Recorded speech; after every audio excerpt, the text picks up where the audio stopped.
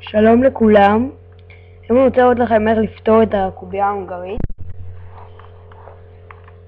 כפי שאתם רואים, יש פה את שני אלה. מה שאני רוצה לעשות עם שני הדברים האלה זה פשוט לפתור פה את כל השכבה הירוקה, כפי שאתם רואים. עכשיו מה שאני עושה, בעצם צריך למצוא, אתם רואים, אם יש לי זוג, צריך למצוא עוד כאלה. נגיד, אתם רואים, זה ירוק, לבן, כתום. יש לי גם פה כתום.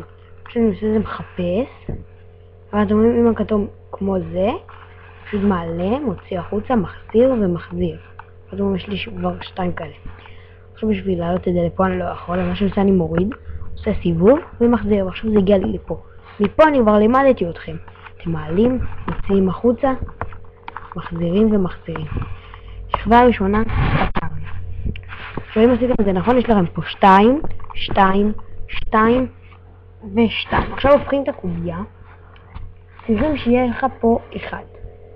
לא משנה, באחד הפינות 1.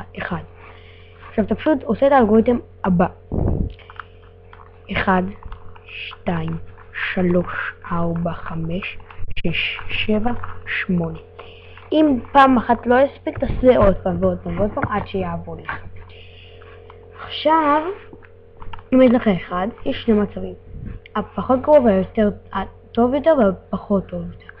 אם יש לך פה, אם הכחול הוא פה, צריך לעשות את האלגוריתם שאני אומר לכם עכשיו פעמיים.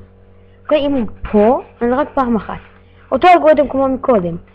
1, 2, 3, 4, 5, 6, 7, 8. ואז יש לי גם פה כחול. עכשיו אנחנו מתחילים עם אלגוריתם אחר. אם אין לך צבע אחד, לי כבר יש. במקרה. אם אין לך צבע, אתה נגיד עכשיו זה ככה. אז אתה משאיר שזה יהיה פה, ואז זה אלגוריתם שאני אומר לך.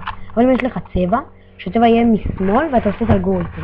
מה ההבדל? עכשיו פה אתם צריכים לעשות פעמיים. אם אין לך צבע ואתה עושה את זה, אז יהיה לך צבע אחרי הפעם, ואז אם יש לך צבע אתה צריך לעשות את זה עוד פעם. מה שעושים זה את האלגוריתם הבא.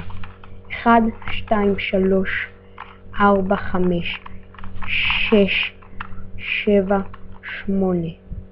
לא, 6, 7, 8, 9, 10, 11, 12 וכל הקובייה פתורה. תודה רבה.